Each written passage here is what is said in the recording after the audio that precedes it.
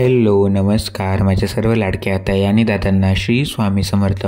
तुम्हा सर्वांना आजचा दिवस खूप छान जाओ ही स्वामींच्या चरणी प्रार्थना आणि तुम्हा सर्वांना संकष्टी चतुर्दशीच्या खूप खूप शुभेच्छा। तर गेली 2 वर्ष झाले तर हे संकष्टी चतुर्थीचे व्रत मी करत आहे। तर आज देखील संकष्टी चतुर्थीची पूजा मला करायची होती, त्याचबरोबर मला उपवास देखील असतो। त्यामुळे जो साबुदाणा होता तर तुम्ही संध्याकाळीच भिजू घातला होता आणि जे दूध होतं तर ते रात्रभर राहत नाही, ऊन जास्त असल्यामुळे ते खराब होतं। त्यामुळे मी ते पाण्यामध्ये ठेवलं होतं, दूध गरम करून ठेवलं होतं आणि त्यानंतर आपली जी मोठी ताट असतं तर त्यामध्ये पाणी टाकून त्यामध्ये मी हे दूध ठेवलं होतं जेणेकरून ते सकाळपर्यंत राहील। आणि आता सर्व सकाळ मी सर्वात पहिल्यांदा मी लवकर उठलो, कारण कोणतीही पूजा म्हटलं तर टाईम लागतोच। त्यामुळे मी सकाळी लवकरच उठतो, कारण नंतर मग ऑफिसला देखील जायचं असतं। त्यामुळे ऑफिसचा आणि आपल्या पूजेचा संबंध येणार नाही, अशा प्रकारे मी पूर्ण टाईम मॅनेज करत असतो, जेणेकरून मला पूजेला देखील वेळ भेटेल आणि ऑफिसला देखील मी टाईमावर पोहोचेल। त्यासाठी सर्व जे नियोजन आहे तर ते मी संध्याकाळीच करून ठेवतो। जे मला पूजेची भांडी लागतात किंवा जे साहित्य लागतं तर बरेचसं सामान मी आदल्या दिवशीच काढून ठेवतो, जेणेकरून मला दुसऱ्या दिवशी घाई होत नाही। तर सुरुवातीला सकाळी मी पहिल्यांदा उठलो, त्यानंतर आंघोळ वगैरे करून घेतली। त्यानंतर जी माझी रूम होती तर ती मी स्वच्छ केली। आपण जेव्हाही कोणती आपण पूजा करतो आपल्या घरामध्ये, मी जिथे आता राहतो तर तिथे मी सर्व पूर्ण क्लीन करून घेतो आणि त्यानंतर मग मी पूजेला सुरुवात करतो। सकाळी उठल्यानंतर पहिल्यांदा मी रूम वगैरे साफ करून घेतो आणि त्यानंतर मग आंघोळ करतो आणि त्यानंतर जे काही मला पूजेला फुलं लागतात तर ते मी आणण्यासाठी जातो। तर तुम्ही बघत आहात तर जो व्हिडिओ मागचा होता तर त्यामध्ये तो माझा किचनचा ओटा आहे, तर त्यावरती जे मला पूजा साहित्य लागतं तर मी एकत्र गोळा करून घेतो आणि जे मला आता पूजेला लागणार होतं तर ते सर्व साहित्य मी गोळा करून घेतलं। जी मला फुलं लागणार होती तर गणपती बाप्पांना प्रिय अशी जास्वंदाची घंटीची फुलं तर ती देखील मी आणून घेतली आणि त्याचबरोबर जे मला गणपती बाप्पांचा अभिषेक करायचा होता तर मला दूध मिळून जातं आणि बाकीचे जे आपलं आपण पंचामृताने अभिषेक घालत असतो तर मला दही काही मिळालं नाही। त्यामध्ये मी थोडीशी साखर थोडंसं तूप टाकून घेतलं आणि त्यानंतर जे काही साहित्य अवेलेबल होतं तर त्याच्यामध्येच मी गणपती बाप्पांचा अभिषेक करून घेतला। त्याचबरोबर मी चंदनाचे देखील पाणी तयार करत असतो, जे केशर चंदन मी तुमच्यासोबत शेअर केलं तर स्वामी महाराजांचा जेव्हा आपला गुरु पौर्णिमा होती तर तेव्हा देखील मी महाराजांचा चंदनाने अभिषेक केला। तर प्रत्येक देवाचा मी चंदनाने अभिषेक करत असतो आणि जे केशर चंदन अष्टगंध आहे तर ते देखील खूप छान आहे, त्याचा वास देखील खूप छान येतो आणि जेव्हा ते आपण स्वतःला देखील लावू शकतो आणि देवांना देखील लावू शकतो। तर खास करून स्वामींनाच लावण्यासाठी मी ते केशर चंदन अष्टगंध बनवलं होतं, तर ते देखील मी घेतलं आणि त्यामध्ये थोडंसं मी गुलाबजल स्प्रे केलं, त्याचा देखील खूप छान वास येत होता। त्याचबरोबर जे साहित्य आता मला पूजेला लागणार होतं तर ते सर्व देखील मी एका जागी गोळा करून घेतलं, जे छोटे चौरंग मला लागतात पूजेमध्ये, कारण जेव्हाही आपण आपल्या पूजेमध्ये चौरंगाचा यूज करतो तर आपली पूजा देखील दिसायला खूप छान दिसते।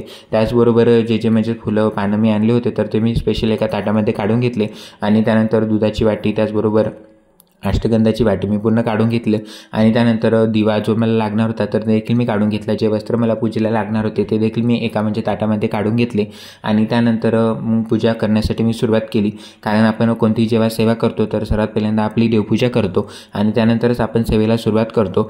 तर सर्वात पहिल्यांदा जी स्वामी महाराजांची मूर्ती होती तर तिला मी अभिषेक करून घेतला।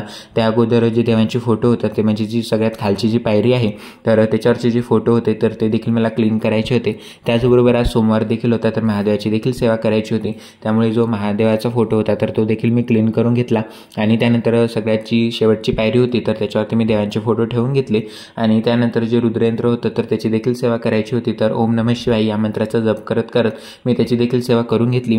यानंतर आता पूजा मांडणीसाठी सुरुवात करायची होती, तर सर्वात पहिल्यांदा मी खाली लाल कलरचे वस्त्र अंथरून घेतले आणि जसं की तुम्हाला मी प्रत्येक व्हिडिओमध्ये सांगत असतो की जेव्हाही आपण कोणती पूजा करतो तर तेव्हा एक दिवा सतत चालू राहायला पाहिजे। त्यामुळे जर तुम्ही साईडला दिवा बघत आहात तर हा अखंड दिवा चालू राहतो दिवसभर, त्यामुळेच हा मी घेतला होता खास करून।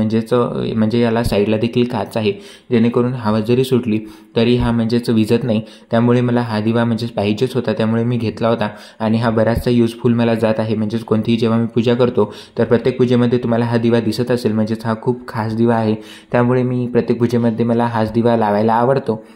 त्यानंतर गणपती बाप्पांच्या मूर्तीवर देखील मी अभिषेक करून घेतला. ओम गण गण गणपती नमः या मंत्राचा जप करत करत आपल्याला गणपती बाप्पाचा अभिषेक करायचा आहे.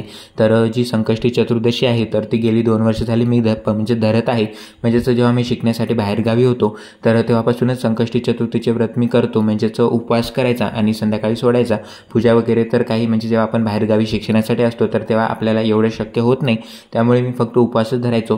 पण आता स्वामींच्या कृपेने मी जॉबला आहे, त्यामुळे मला जशी जमते सेवा करण्यासाठी तर तशी मी करण्याचा प्रयत्न करत असतो. आणि सकाळी जॉबला जाण्याअगोदर मी जी काही सेवा करायची असते मला तर ते मी करून घेतो. आणि संध्याकाळी नंतर मग जेव्हा उपवास सोडायचा तर तो संध्याकाळचा व्हिडिओ तुम्हाला म्हणजे उद्या पाहायला मिळेल. तर त्याच्यामध्ये मी तुमच्यासोबत शेअर करेल की संध्याकाळी मी कोणत्या सेवा करत असतो, कारण मला जास्त वेळ सकाळी भेटत नाही पूजा करण्यासाठी. त्यामुळे जे काही आपल्याला वाचन वगैरे असतं म्हणजे जे आपल्याला मंत्रस्तोत्र पठण करायचे असतात तर ते मी संध्याकाळीच करतो. म्हणजे जेव्हा संध्याकाळची स्वामी सेवा असते तर तेव्हा मी ते वाचून घेतो. म्हणजेच मला टाईम देखील मिळून जातो आणि सकाळचा देखील टाईम मॅनेज होतो. नाहीतर आपण जेव्हा जेव्हा आपल्याला वाचन करायचं असतं तर तेव्हा बराचसा टाईम लागतो. त्यामुळे तो टाईम वाचवण्यासाठी मी संध्याकाळच्या सेवेमध्ये जे काही वाचन करायचं असतं तर ते मी करत असतो. म्हणजे जेव्हा गुरुपौर्णिमा देखील होती तर त्या दिवशी देखील म्हणजे आम्हाला सुट्टी नव्हती आमच्या जॉबला, त्यामुळे सकाळी मी स्वामींची पहिली सेवा करून घेतली, म्हणजे पूजा मांडणी वगैरे करून घेतली. आणि त्यानंतर संध्याकाळी मग जे काही मला वाचन वगैरे करायचं होतं तर ते मी संध्याकाळी वाचून घेतलं. यानंतर पूजा देखील मांडणी एकदम साधी असते. म्हणजेच चतुर्थीची पूजा म्हणजेच आमच्या घरी पहिल्यापासूनच कलश मांडतात पूजेमध्ये, त्यामुळे मला देखील कलश मांडायला आवडतं.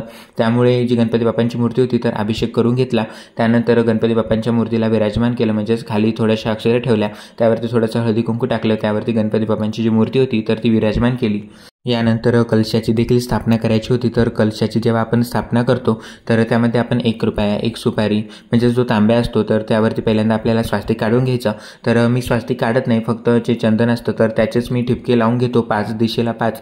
आणि त्यानंतर आपल्याला ते तांब्या भरून घ्यायचा, त्यामध्ये 1 रुपया 1 सुपारी टाकायची, थोडंसं हळदी कुंकू अष्टगंध 1 फूल टाकायचं आणि त्यावरती 5 म्हणजेच विड्याची पाने किंवा आंब्याची पाने देखील ठेवू शकता. तर मला जास्वंदाची पानं मिळून गेली होती तर मी जास्वंदाची पानं आज लावली होती. त्यावरती मी श्रीफळ ठेवलं, त्याला देखील हळदी कुंकू लावून घेतलं.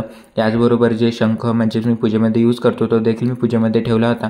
ज्या गजांत लक्ष्मी मी म्हणजे माझ्या पूजेमध्ये देवघरामध्ये आहेत तर त्या देखील आजच्या पूजेमध्ये मी ठेवल्या होत्या. त्यानंतर सर्व देवांना मी फुले वाहून घेतली. त्याचबरोबर जे कवडीचे दिवे होते तर प्रत्येक पूजेमध्ये मी हे कवडीचे दिवे यूज करतो, कारण हे दिसायला देखील खूप छान दिसतात. आणि आपली पूजा देखील जेव्हा आपण कवडींचे दिवे त्याच्यामध्ये लावतो, म्हणजेच जे कवडींचे दिवे आहेत तर त्याच्यामध्ये आपण वॅक्सचे दिवे लावतो. म्हणजे मी तरी वॅक्सचे दिवे लावतो. यामध्ये तुम्ही मातीच्या पंती देखील लावू शकता.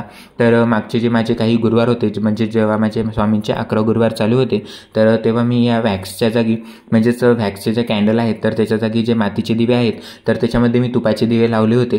तर ते देखील दिसायला खूप छान दिसते. जर तुम्ही मागचे माझे चतुर्थीचे व्हिडिओ बघितले असतील तर तुम्हाला त्यामध्ये दिसेल, आणि जर तुम्ही ते व्हिडिओ बघितले नसतील तर नक्की बघा.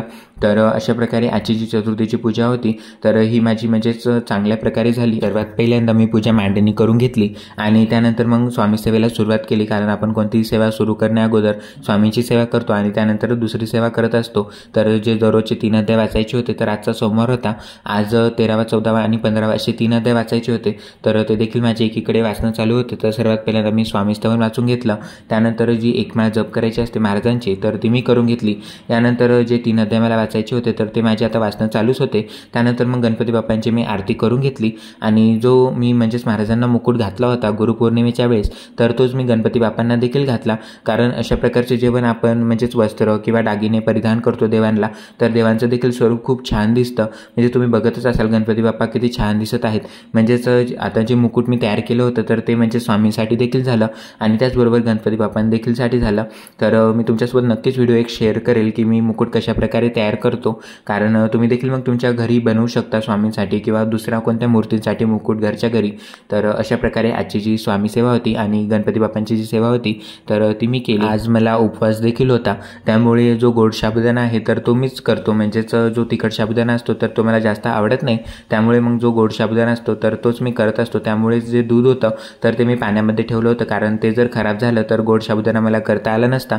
त्यामुळे तो दूध देखील छान प्रकारे राहिली. आता सकाळचे 8:30 वाजले होते. यानंतर जे गोड साबुदाणा होता तर तो मी करून घेतला. एकदम साधी आणि सोपी पद्धत आहे गोड साबुदाणा करण्याची, त्यामध्ये आपल्याला जास्त टाईम लागत नाही. त्यानंतर मग गणपती गणपती बाप्पांना मी पहिल्यांदा नैवेद्य दाखवून घेतला आणि नंतर मी तो स्वतः ग्रहण केला। त्यानंतर मग मी ऑफिसला गेलो। तर तुम्हाला माझा आजचा व्हिडिओ कसा वाटला कमेंटमध्ये नक्की सांगा। व्हिडिओ आवडला असेल तर लाईक शेअर आणि सबस्क्राईब करायला विसरू नका। भेटूया अशाच नवनवीन माहितीपूर्ण व्हिडिओंसोबत। तोपर्यंत सर्वांना पुन्हा एकदा श्री स्वामी समर्थ।